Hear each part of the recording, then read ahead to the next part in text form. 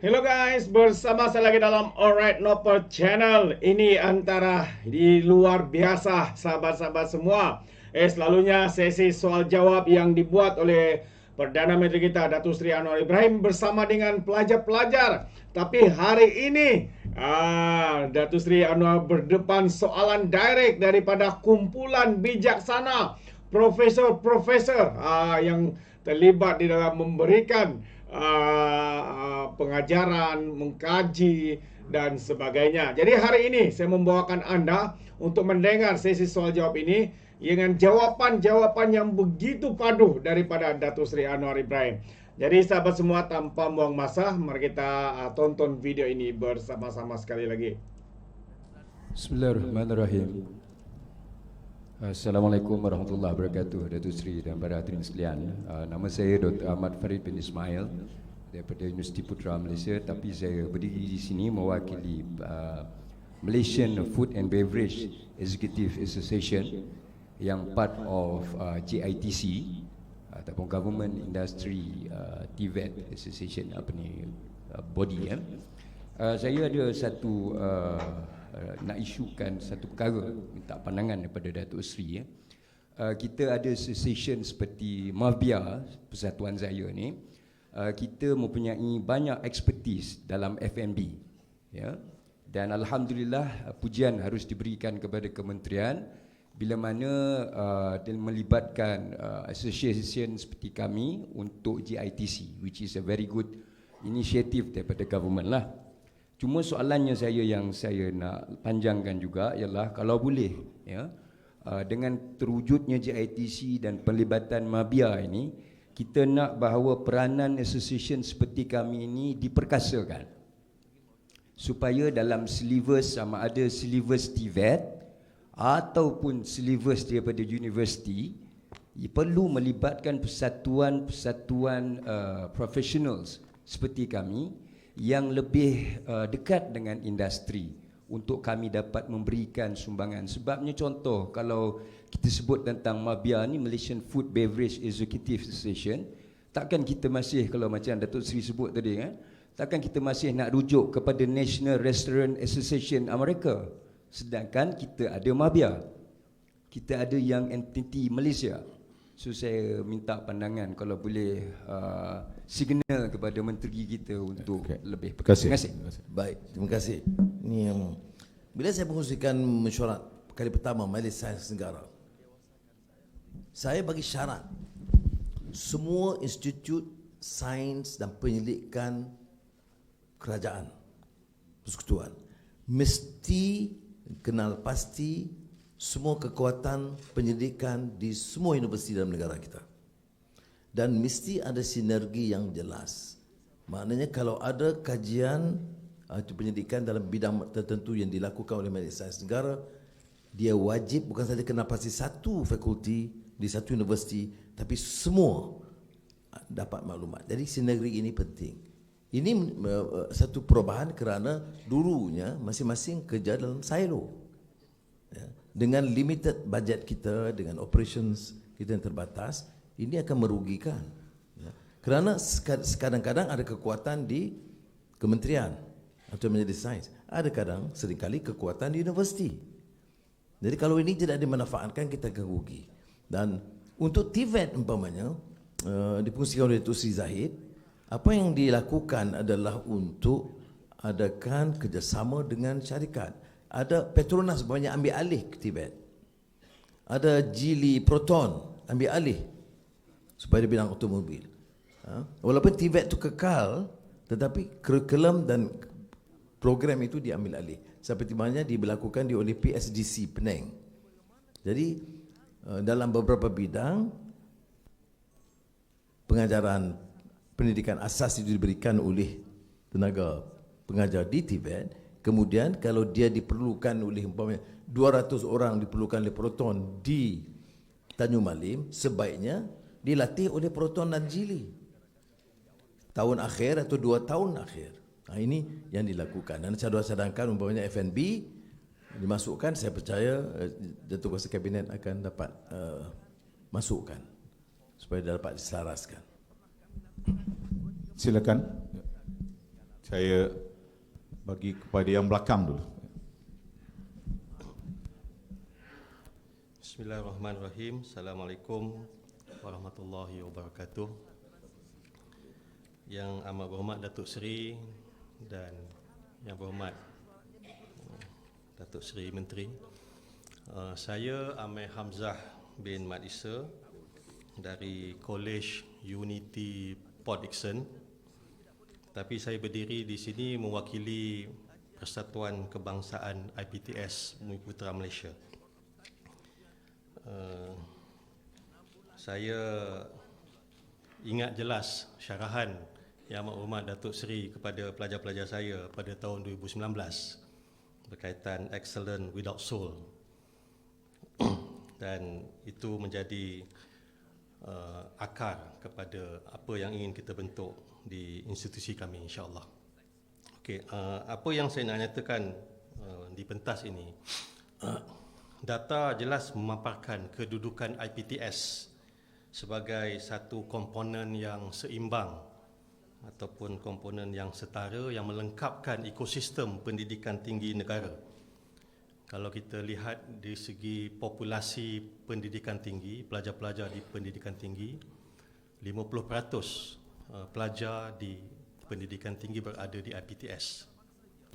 Bermakna penghasilan talent, golongan terpelajar akademia itu berada di IPTS hampir separuh. Malah pada satu ketika dahulu jumlahnya melebihi 50%. Kita boleh, kalau boleh kita go straight to the question supaya kita dapat bagi ruang yang lain. Okey, apa yang saya ingin nyatakan ataupun inginkan perhatian Yang Amat Berhormat Perdana Menteri ialah cabaran dan tekanan geopolitik global dan ekonomi global kepada IPTS di negara kita bukan setakat untuk merangkul kerencaman post-normal yang kita bincangkan tadi yang berlaku secara serentak, tetapi IPTS juga bertarung dengan survival ataupun cabaran bisnes. Jadi saya mewakili rakan-rakan di IPTS secara tidak seganlah menyatakan bahawa kami perlukan bantuan dan dokongan kerajaan atau pemerintah supaya memastikan komponen yang seimbang dan setara ini kita sama-sama pertahankan. Bantuan ini bukanlah bentuk kewangan secara langsung, tetapi mungkin saya agak keterlaluan untuk menyatakan di dalam banyak perkara kami di IPTS sering rasa tertinggal dalam inisiatif-inisiatif yang dilaksanakan oleh kerajaan. Keutamaannya adalah kepada 50% di IPTA. Kadang-kadang di IPTS ini dikesampingkan. Walaupun saya percaya pihak Kementerian Pengajian Tinggi ataupun pendidikan tinggi tidaklah berniat begitu, tetapi dalam banyak inisiatif itulah yang berlaku. Jadi saya ingin mencadangkan untuk ringkaskan ini supaya ada satu political will ataupun intervention yang jelas yang kalau boleh Yang Amat Datuk Seri dan Yang Amat Menteri lihat supaya peranan IPTS atau relevansi IPTS dalam pendidikan tinggi negara yang telah menyumbang kepada akses ini dan juga secara langsung juga menyumbang kepada ekonomi GDP dapat kita pertahankan, dan IPTS juga diberikan penglibatan di dalam inisiatif-inisiatif kementerian secara lebih inklusif. Tidak hanya di Kementerian Pengajian Tinggi tetapi juga dalam kementerian-kementerian yang lain. Saya mengambil contoh. Alright, tak apa, saya faham tu. Maknanya KPT akan take the lead, Zamri akan bagi nota supaya MARA dan jabatan-jabatan lain berkenaan akan rujuk seperti mana saya lakukan untuk TVET dan syarikat-syarikat, ya. Dan sudah pun dah ketemu menteri dan saya diminta Saudara Zamri berikan nota untuk IPTS bagaimana kita boleh selaraskan dengan jabatan-jabatan dan kementerian lain berkenaan. Terima kasih. Okay, terima kasih Datuk Seri. Assalamualaikum warahmatullahi wabarakatuh. Silakan, next. Assalamualaikum warahmatullahi wabarakatuh. Nama saya Muhammad Yazid bin Ahmad. Saya merupakan Presiden Kesatuan Kaki Tangan Sokongan 1 International Islamic University Malaysia, UIA. Saya ingin mengutarakan satu persoalan kepada Yang Amat Berhormat Perdana Menteri dan Yang Berhormat Menteri. Adakah usaha untuk membadankanunkan UIA menjadi satu badan seperti universiti-universiti awam yang lain? Sebab saya difahamkan memang UIA mempunyai satu entiti yang tersendiri. Dia ditubuhkan di bawah atas syarikat, tapi tak boleh running sebagai syarikat, tapi kita tubuh lagi satu sebagai badan bandun bawah atas universiti dan kolej universiti, tetapi benefit kepada staff-staff tidak dapat. Contoh yang utama ya untuk mendapat option pension kepada staff-staff support seperti kami. Jadi mohon adakah usaha daripada pihak kerajaan untuk badan kanun seperti FTA yang wujud selepas kami. UIA telah diwujudkan 41 tahun yang lepas. Jadi adakah ada usaha daripada kerajaan untuk badan kanunkan UIA? Sebab UIA ini signifikan dengan yang amat berhormat Perdana Menteri, Universiti Ibrahim Anwar ataupun Universiti Anwar Ibrahim. Anwar Ibrahim dan UIA signifikan dengan UIA. Wallahualam. Assalamualaikum warahmatullahi wabarakatuh. Pandai, you know. Nak minta peruntukan kena sebut. Baik-baik. Saya tahu tentang perubahan Universiti Islam itu kan saya daripada awal. Kita tubuhkan sebagai dalam kategori syarikat kerana mengharapkan ada dana yang kuat-kuat dari luar. Sekarang ini dah hampir keseluruhannya daripada kerajaan. Dan walaupun kategorinya itu sebagai syarikat, tetapi dia di Kementerian Pendidikan tu anggap macam IPTA sebab dananya hampir keseluruhannya daripada kerajaan. Tetapi yang dibangkit saudara tu agak spesifik. Saya minta maaf, saya tak dapat maklumat ini sebelumnya. Jadi buat memo sikit tentang kedudukan pegawai yang sudah masukkan tadi dan sampaikan kepada Saudara Zamri. Kalau lambat jawab tu salah dia, bukan salah saya. Tak apa, nanti cuba nyampe kita bincang lagi. Okey lah. UIA kan. Silakan saya bagi yang di belakang dulu, lepas tu di depan ya. Ada yang belakang dulu? Tak ada.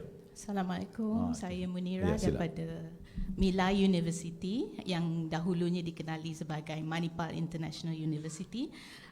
Saya ingin bertanyakan mengenai apa yang Yang Amat Berhormat Datuk Seri ada menyebutkan tentang the new power, iaitu negara China, dan untuk mencapai ekonomi yang lebih stabil. Saya ingin mendapatkan bertanyakan pihak KPT sekiranya kita boleh naikkan yuran khas untuk potential student daripada China kerana mereka ada the money to come and study in Malaysia. So probably kenaikan yuran khas untuk China per se, sebab saya difahamkan kenaikan yuran kalau kita mahu memohon adalah maksimum 30%, tapi saya rasa untuk China kita boleh pergi lebih daripada 30%. Adakah benda ni boleh Terima kasih. Yang Mak Berhormat minta saya jawab benda tu. Seperti yang kita ketahui bahawa kita ada EMJS dalam urusan untuk pengambilan pelajar-pelajar daripada luar, dan biasanya kita mengadakan perbincangan secara bersama. Saya ingat elok perkara ini dibangkitkan nanti dalam perbincangan di peringkat Education Malaysia. Ya? Terima kasih. Cuma pada prinsipnya kalau IPTS, ya, dia mudah, kita tak putuskan. Kalau untuk pelajar Malaysia, kadang-kadang kita tekan sikit, jangan dia tekan sangat. Ya. Tapi kalau untuk pelajar luar, kita tak letakkan syarat dia sepatutnya. Kalau ada, kita akan betulkan. Malah untuk IPTA sendiri pun, ya, dengan perkembangan dan minat pelajar luar datang, kita buat kategori maksimum boleh. Saya tidak fikir harus kita letakkan. Cuma kalau letakkan terlalu tinggi, orang tak datang lah. So boleh bincang. Saya ingat fleksibel bab itu. Sila di depan, ini di belakang dulu. Saya Dato' Sri. sebab tengok yang di belakang dulu, lepas tu saya bagi. Sila. Assalamualaikum. Assalamualaikum. Saya Muhammad Azwan Masud. Saya adalah setiausaha kepada Persatuan Holier Malaysia. Persatuan AMH adalah ahli kepada JITC. Soalan saya pada Tuan Perdana Menteri Datuk Seri, dengan fokus pada pendidikan tinggi sekarang, saya ingin mengetahui bagaimana komposisi pekerjaan saat ini di Malaysia sejajar dengan peningkatan kelayakan pendidikan rakyat. Bagaimana kerajaan merancang untuk memastikan kesesuaian antara jumlah individu yang berkelayakan tinggi dengan peluang pekerjaan di negara ini. Terima kasih. Dia kalau kata kita ambil TVET, ya, TVET sekarang ini lulusan TVET 97% lebih mendapat pekerjaan. Kalau TVET di IPT tentunya gajinya lebih tinggi, mengatasi 3,000-3,500. Tapi TVET biasa gajinya walaupun 97-98% dapat pekerjaan, gaji masih tahap 2,000. Tapi kalau TVET itu buat welding, ya, bidang welding yang diperlukan oleh syarikat-syarikat minyak, itu gajinya minimal 6 hingga 7,000 ringgit. Jadi sebab itu saya minta sinergi di kalangan di antara technical education dengan industri. Tapi untuk universiti ni, tentulah kita ada keperluan jawab awam, dan bidang-bidang lain. Itu dia tertakluk kepada keupayaan kita menerima pelaburan yang agak cepat. Umpamanya Geely Proton Automotive City di Tanjung Malik itu sudah mula dilaksanakan. Infineon dari Jerman, microchips dulunya back end, sekarang ini sudah front end. Maknanya latihan kita di universiti mesti memenuhi keperluan itu. Umpamanya bila Infineon datang jumpa saya, dia nak tambahan pelaburan 25 bilion ringgit di Malaysia. The largest single investment outside Germany. Dan ada saingan dengan satu kota di Amerika, di Eropah, satu di ASEAN, tapi dia pilih Malaysia. Tapi bila saya tanya, apa yang keperluan saudara? Dia kata, dia happy dengan standard pekerjaan kita. Tetapi, that higher end technology is still lacking. Maknanya universiti dalam bidang itu, bidang engineering dan IT dan sebagainya, harus mengambil kira keperluan dia. So the professors, academicians must also study the need of that particular industry, because the requirement is 7,000-8,000 new engineers with that level of expertise.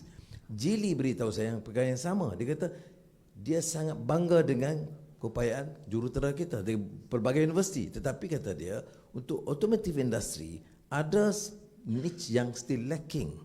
Jadi untuk tahun ini dia nanti ambil 300 engineers untuk diberi latihan tambahan. Tapi untuk tahun-tahun berikut kita patut tahu keperluan dia. Jadi ini akan mengurangkan tekanan akan memenuhi keperluan anak-anak graduan dalam bidang itu. Dia keupayaan kerajaan umumnya menarik pelaburan sama ada domestik ataupun foreign, itu akan membantu mengurangkan tekanan masalah pengangguran. Walaupun dalam di negara kita ini soal inflasi masih rendah, pengangguran masih rendah, tetapi dia bukan jawapan. Kerana saya tahu kadang-kadang masalah kos harga hidup itu masih menjadi masalah walaupun inflasi umumnya itu rendah. Terima kasih. Sebelum saya bagi kepada Cik yang depan ni, kita terlupa dan rakan-rakan kita daripada luar negara, EJM semua, apa khabar semua?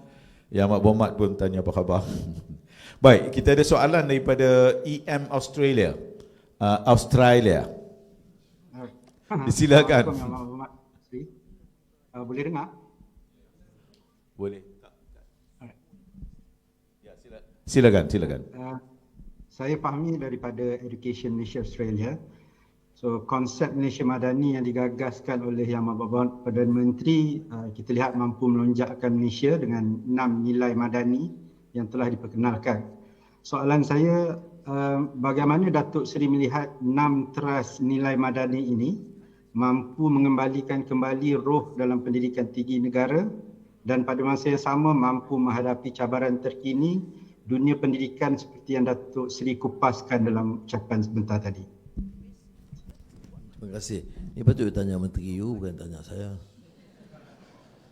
Baik. Ya, kita ada trustnya. Sebab tu saya kata sekarang ni tempoh pelaksanaannya. Bukan saja di Kementerian Pendidikan Tinggi tetapi di semua kementerian, ya. Kewangan, ekonomi, ya, pendidikan dan semuanya. Dan saya sebab itu di antara sebab kita gunakan wacana ini untuk melihat umpamanya keperluan dan sama ada kita sebut anjakan ataupun perubahan yang lebih berkesan. Kita popularkan di majlis JPM beberapa bulan lalu saya sebut semua orang bicara tentang anjakan paradigma, tapi sebenarnya tidak berlaku anjakan. Dia ada sedikit penyesuaian. Kalau saudara yang familiar dalam teori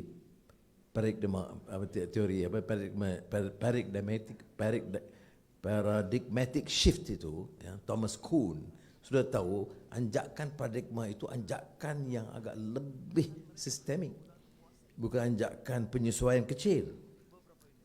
Jadi yang saya gagaskan itu mengatakan bahawa masa tempoh sekarang ini kita tumpu kepada the big ideas. Kita nak jadikan Malaysia ini dalam tempoh 5 tahun free of major corruption. Nak kerja kecil nak may take longer time. Nak tempohkan 5 tahun ini jumlah pelaburannya sekian, kadar pertumbuhannya sekian, kadar pendapatan basicnya sekian. Ini dia sesuatu idea yang besar yang kaitan dengan ekonomi madani.